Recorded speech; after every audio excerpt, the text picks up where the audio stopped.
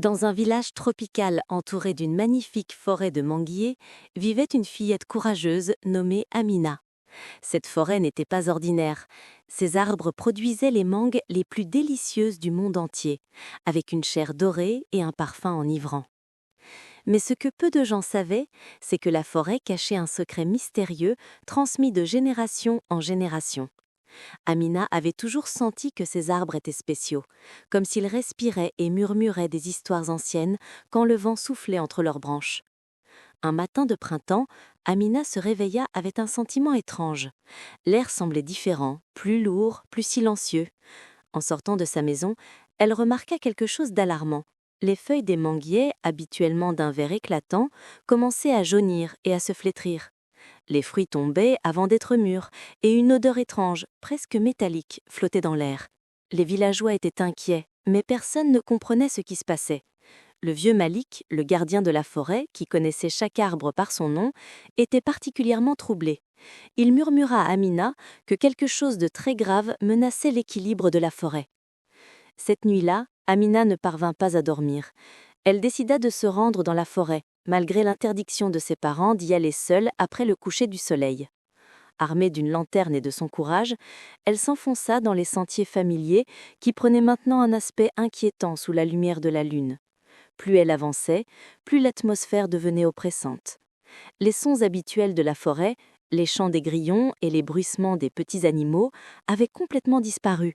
C'était comme si la forêt retenait son souffle. Soudain, Amina aperçut une lueur verdâtre entre les arbres. Intriguée et un peu effrayée, elle s'approcha prudemment. Au cœur d'une clairière se trouvait le plus ancien manguier de la forêt, l'arbre mère, celui qui, selon la légende, avait donné naissance à tous les autres. Mais quelque chose clochait terriblement. Ses racines, d'habitude enfouies dans la terre, étaient maintenant visibles et noircies, comme brûlées de l'intérieur. Au pied de l'arbre, une substance sombre et visqueuse suintait du sol, formant une flaque qui s'étendait lentement. Amina s'agenouilla pour examiner la substance de plus près, quand une voix douce et ancienne résonna dans sa tête. L'arbre-mère lui parlait.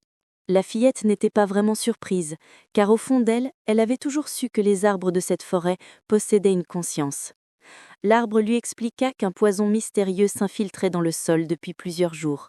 Ce poison venait d'en dessous, des profondeurs de la terre, et se répandait comme une maladie, tuant lentement tous les arbres. Si rien n'était fait rapidement, toute la forêt mourrait en quelques semaines. Tremblante mais déterminée, Amina demanda ce qu'elle pouvait faire. L'arbre-mère lui révéla qu'il existait un antidote, mais il était gardé dans un lieu dangereux et oublié. Il y a très longtemps, les premiers habitants de la région avaient construit un temple souterrain sous la forêt pour protéger une source d'eau pure et magique. Cette eau avait le pouvoir de purifier n'importe quel poison. Mais l'entrée du temple était scellée depuis des siècles et gardée par des épreuves que seul quelqu'un de pur de cœur pourrait surmonter.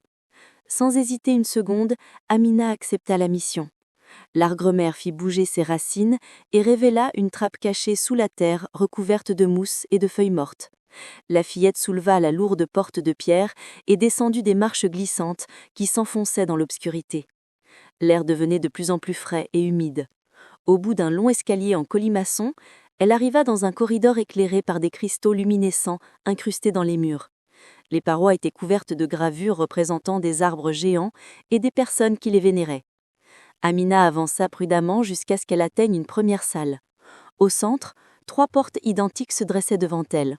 Au-dessus de chacune était gravée une énigme. La première disait « Je grandis vers le ciel, mais mes racines plongent dans la terre. Je donne sans rien demander. Qui suis-je » Amina sourit. C'était facile. « Un arbre », répondit-elle à voix haute.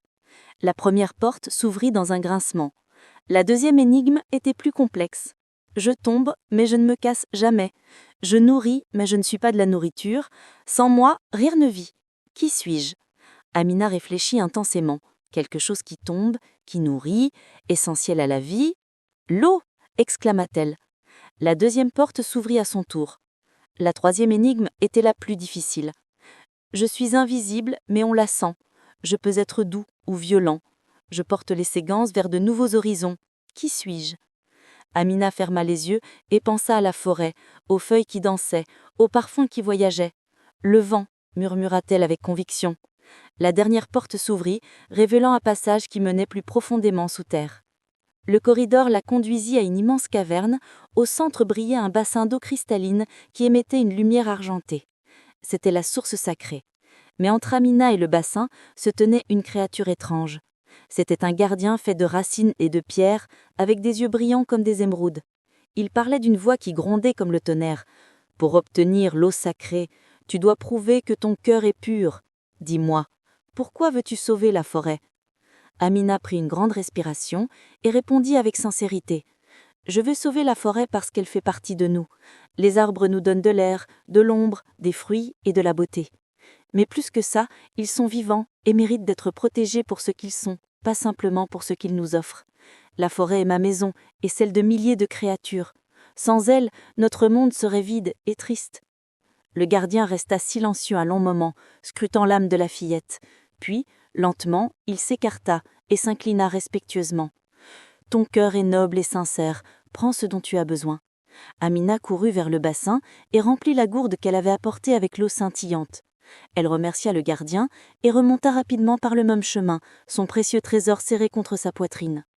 De retour à la surface, l'aube commençait à poindre. Amina se précipita vers l'arbre-mère et versa l'eau sacrée sur ses racines noircies. Immédiatement, une lumière scintillante se répandit dans le sol comme des veines brillantes. L'eau magique se diffusa rapidement à travers tout le réseau de racines interconnectées de la forêt. Les arbres commencèrent à revivre sous les yeux émerveillés de Amina. Les feuilles retrouvèrent leur couleur verte éclatante, les branches se redressèrent fièrement, et l'odeur métallique disparut, remplacée par le doux parfum des mangues mûrissants. Les villageois, réveillés par les premiers rayons du soleil, sortirent de leur maison et furent stupéfiés de voir la forêt transformée, plus belle et plus vivante que jamais. Amina leur raconta son aventure et le vieux Malik sourit avec Prot. Il révéla alors que la prophétie annonçait qu'un jour, un jeune courageux sauverait la forêt de sa destruction. Cette prophétie venait de se réaliser. Depuis ce jour mémorable, Amina devint la jeune gardienne de la forêt de Manguier. Elle apprit tous les secrets des arbres auprès du vieux Malik et enseigna aux autres enfants du village à respecter et protéger la nature. La forêt prospéra comme jamais auparavant, et ses mangues devinrent encore plus délicieuses, comme si les arbres voulaient remercier la fillette qui leur avait sauvé la vie.